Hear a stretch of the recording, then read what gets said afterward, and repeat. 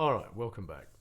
So what I'm going to do now is create an array using blueprints directly and populating it from using blueprints as well, so essentially from code. So what we're going to do is find all of our pickup classes and create an array with those in them. So let's just do this. I'm just going to do the level blueprint, really just for convenience, nothing else. So we've got some of the old code here that we used to turn our light component on and off, so we don't need to worry about that too much.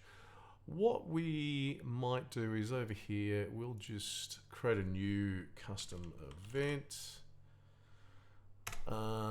And we'll just call this create pickup array, like so. Now, there's a couple of things we're going to be looking at here. Obviously, we're going to be creating an array, but we're also going to find out how to find actors, classes within the level without referencing them directly in some way. So far we've used a couple of different ways to reference actors. So from our class, so from our character class. So for instance, we could come into here, and when we enter, in fact, let's just hit play here. So when we actually enter the trigger volume here, we have a connection between these two actors. Same with this one here. Although this one's turned off.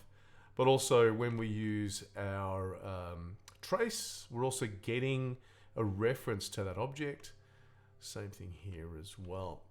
So what if we don't have any way to connect to the objects that we're looking for? Well, there is luckily a convenient way to do that.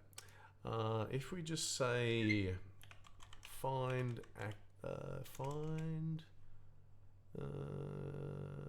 all. Okay, let's just try actors of class. That's what I get actors. Okay, my bad. So get all actors of class. We can grab that one. We can select the class we want. So the class is going to be this one. We can go and browse to that asset. And then I think when we come into here, so it's BP pickup 1. Can we do this one? We certainly can. There. So use asset browser to use asset browser selection, which is what we've got. We could come down here as well and do a search. Whichever way you want to do it is fine.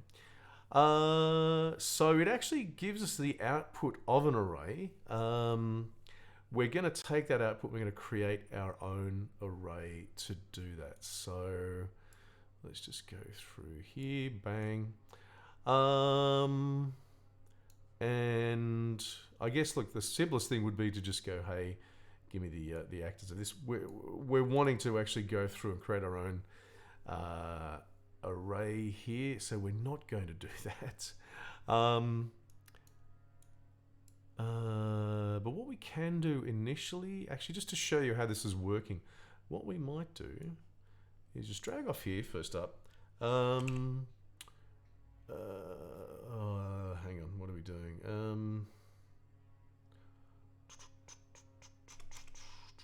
What do we want to do? We want to go through for each. That's what we want. So one of the things that blueprints offer us is the ability to use a for each loop on things like an array, and it will go through the entire array. So we got for each loop, or we got for each loop with a break. So let's grab the for each loop.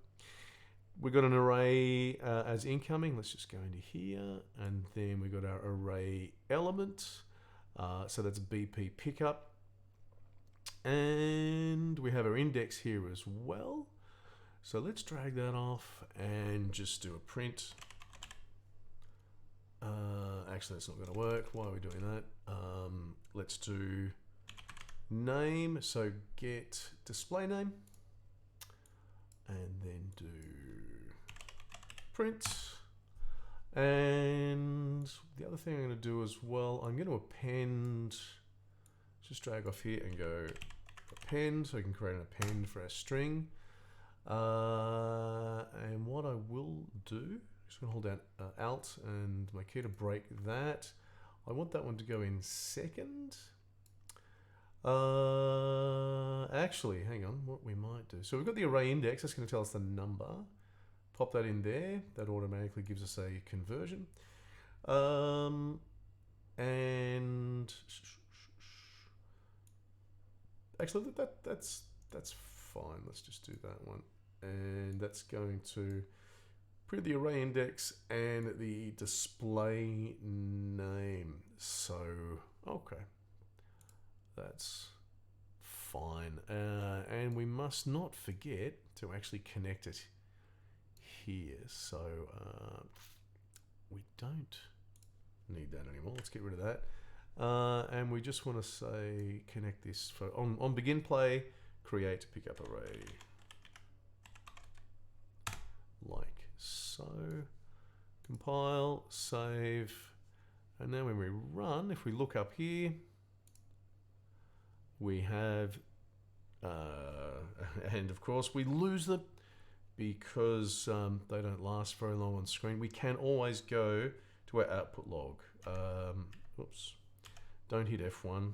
Ah, damn it. There we go. Right, let's just escape for a second. So output log, we can have a look here. Where are we? Here we go. So this is what we output. So 0 BP pickup 1, 1 BP pickup 2, 2 BP pickup 3. We could make that a little bit prettier. Let's come back in here. Just do a little bit of formatting just to show how this works. So if we want to have like a space between the number and stuff, then we can add a pin like so.